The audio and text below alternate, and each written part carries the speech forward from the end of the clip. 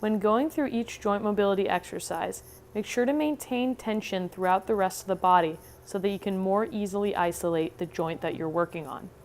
Complete 2 to 5 repetitions in each direction of each exercise. We'll start with the neck, making a fist and squeezing the core and glutes to keep the body tight. Then we'll move on to the upper back, arms across the chest, flex forward, rotate, side bend, extend back and around, rotate, side bend, flex forward, reversing direction every repetition.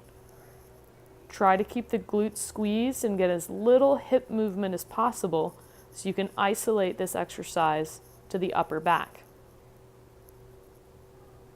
For scapular range of motion, imagine placing your hands on a shelf and not letting them move up or down from the shelf, isolating that movement to the upper back and the scapula.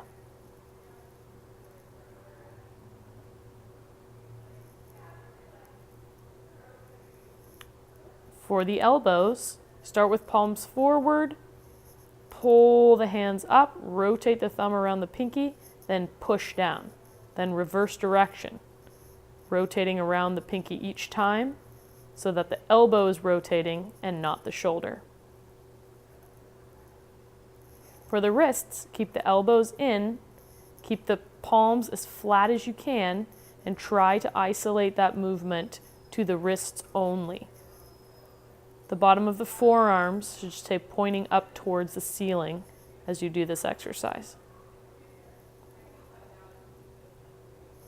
For the shoulder, find as much flexion as you can, then internally rotate as you come around the outside of the thigh with the palm facing away. Then you're going to rotate back forward, bringing the pinky all the way forward.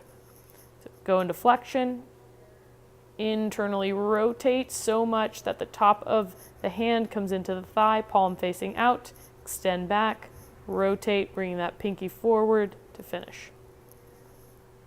For the hips, lift the hip up, the knee up, then pull the knee out, go through internal rotation of the hip, bring the knees together. Extend the hip, open, and pull all the way back to that starting position. The knee lifts up, hip is in flexion, open that knee up, internally rotate, and bring the knee all the way back and around so they come together. Then extend the hip, lift the knee, rotate back to the starting position.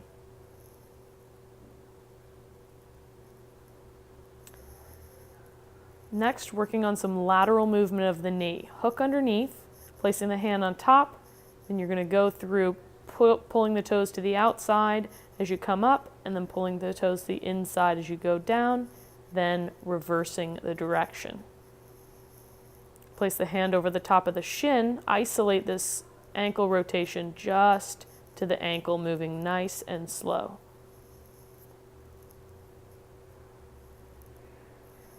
Same thing on the other side, hook under, work on that lateral movement of the lower leg, both directions. Then placing the hand over the top of the shin, we don't want any lateral movement of the lower leg here, we just want to isolate those circles to the ankle, moving nice and slow. For our toe mobility, we're going to start by lifting the big toe up as high as possible without lifting the little toes. Then we're going to place the big toe down, try to lift the little toes up. Next, lift all the toes up and then press just the big toe down to the ground, keeping the little toes up in the air. Then same thing for the little toes, lift up all the toes, press the little toes down, keeping that big toe up. And lastly, lift the toes, spread them as wide as you can, and then piano key them down from the little toe all the way to the big toe, trying to tap down each toe individually.